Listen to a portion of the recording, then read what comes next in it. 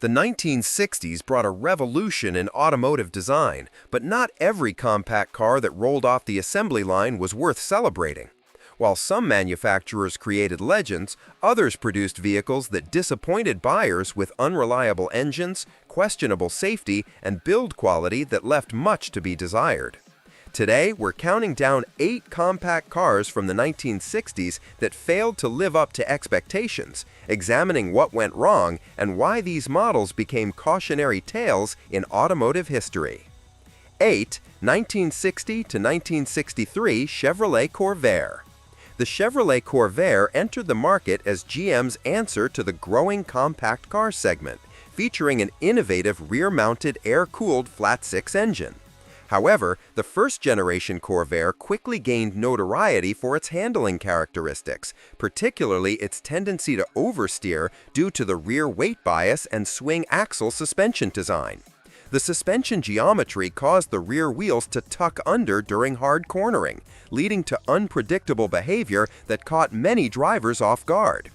The air-cooled engine design, while innovative, proved prone to oil leaks and required more frequent maintenance than water-cooled competitors. The heater system was notoriously inadequate, relying on heat exchangers around the exhaust system that could potentially leak carbon monoxide into the cabin if not properly maintained. Despite these issues, the Corvair had its enthusiasts who appreciated its unique engineering. But for the average buyer seeking reliable transportation, the early Corvair presented too many challenges and became a commercial disappointment for Chevrolet. 7. 1961 to 1969 Renault Dauphine. The Renault Dauphine was a French import that attempted to capture the American compact car market but became infamous for its poor build quality and dismal reliability. This rear-engine economy car featured extremely thin sheet metal that rusted at an alarming rate, with many examples developing serious corrosion problems within just 2 or 3 years of ownership. The 845cc four-cylinder engine produced only 32 horsepower, making acceleration dangerously slow, with 0 to 60 mile times often exceeding 30 seconds.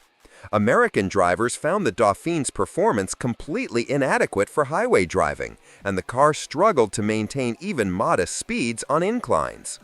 The Dauphine's mechanical reliability was equally disappointing, with frequent breakdowns that frustrated owners and mechanics alike. The electrical system was notoriously problematic, with components failing regularly and replacement parts being difficult and expensive to obtain in the United States. 6. 1960 to 1963 Studebaker Lark. The Studebaker Lark was initially launched in 1959 as Studebaker's attempt to save the struggling company. But the early 1960s model suffered from the company's declining financial situation and resulting quality control problems. As Studebaker's resources dwindled, build quality deteriorated significantly, with cars leaving the factory with misaligned body panels, poor paint application, and loose interior components.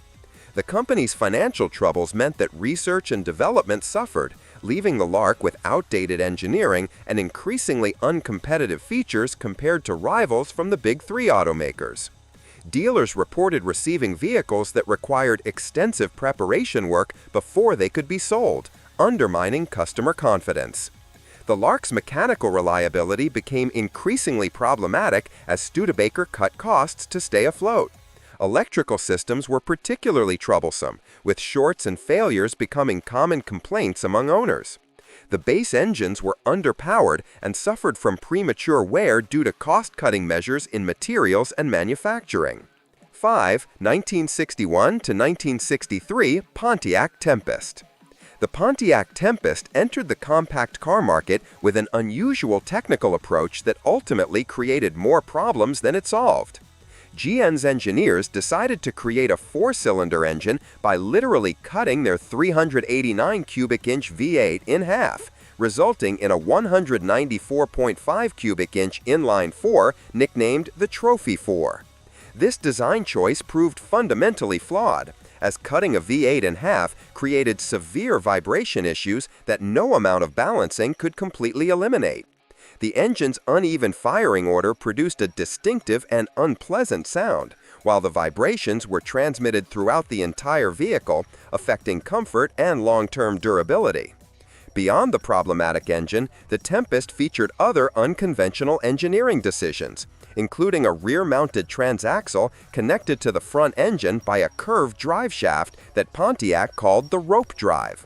While this provided better weight distribution, it added complexity and potential maintenance issues.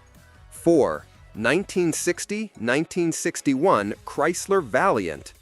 The first-generation Chrysler Valiant arrived with controversial styling that polarized potential buyers and hurt initial sales despite the vehicle's mechanical competence. Chrysler's designers created an unusual appearance, featuring a simulated spare tire outline on the trunk lid, fake air intakes, and peculiar fender contours that many buyers found unattractive.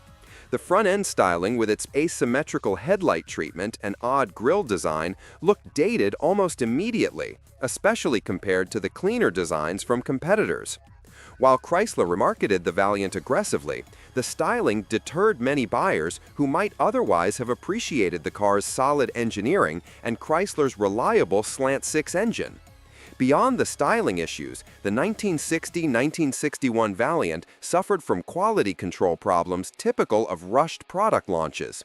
Early models experienced electrical issues, water leaks, and trim pieces that didn't fit properly, giving the car a reputation for poor build quality despite Chrysler's generally reliable powertrains. The dashboard design was criticized as confusing, with awkwardly placed controls and poor ergonomics. 3. 1961 to 1963 Oldsmobile F85 Jetfire. The Oldsmobile F85 Jetfire holds the distinction of being the first turbocharged passenger car produced in America, but this pioneering technology proved to be its downfall. Oldsmobile's turbocharged version of their 215 cubic inch aluminum V8 used a complex Garrett turbocharger system that required a special alcohol-water mixture called turbo rocket fluid to be injected during boost to prevent detonation. This system proved to be a maintenance nightmare, as many owners either forgot to refill the fluid reservoir or used incorrect substitutes, leading to severe engine damage. The sophisticated system was far ahead of contemporary service knowledge, meaning most mechanics had no idea how to properly maintain or repair these vehicles. The Jetfire's turbocharger system frequently failed due to improper maintenance, and replacement parts were expensive and difficult to obtain. 2. 1960 to 1964 Mercury Comet.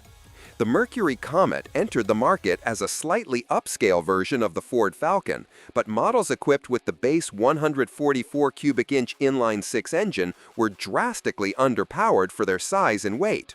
This small displacement engine produced only 85 horsepower, which was barely adequate for the Falcon, but woefully insufficient for the heavier, longer Comet. Acceleration was painfully slow, with 0 to 60 miles per hour times exceeding 20 seconds, making highway merging dangerous and passing nearly impossible. The engine struggled with even modest loads, and air conditioning was essentially unusable as it sapped what little power was available. Buyers who opted for the base engine to save money quickly regretted their decision when faced with the Comet's lethargic performance. Beyond the power deficit, the 144 cubic engine proved fragile when pushed hard, as owners attempting to maintain highway speeds often caused premature wear and overheating issues. The transmission choices didn't help matters, with the two-speed automatic being particularly unsuitable for such a low-powered engine. Build quality on early Comets was inconsistent, with rattles, water leaks, and trim pieces that fell off being common complaints. 1958-1961 Hillman Minx. The Hillman Minx was a British import that attempted to establish a foothold in the American compact car market, but failed spectacularly due to poor build quality and inadequate engineering for American conditions. This Roots Group product featured an underpowered 1.4-liter four-cylinder engine that produced only 51 horsepower, making it dangerously slow for American highways and freeways. The car's acceleration was lethargic, with 0 to 60 miles per hour times approaching 25 seconds, and the engine labored loudly when attempting to maintain highway speeds. American drivers found the Minx's performance completely unacceptable for daily commuting, especially when attempting to merge into fast-moving traffic or climb hills. The Minx's reliability proved even more problematic than its performance, with electrical systems that failed regularly and mechanical components that wore out prematurely under American driving conditions. The Lucas electrical components, already notorious among British car owners, were particularly troublesome in the American climate and usage patterns. Build quality was poor, with body panels that fit badly, doors that sagged, and interior trim that fell apart quickly. Rust appeared rapidly, especially in the northern states with winter road sulk.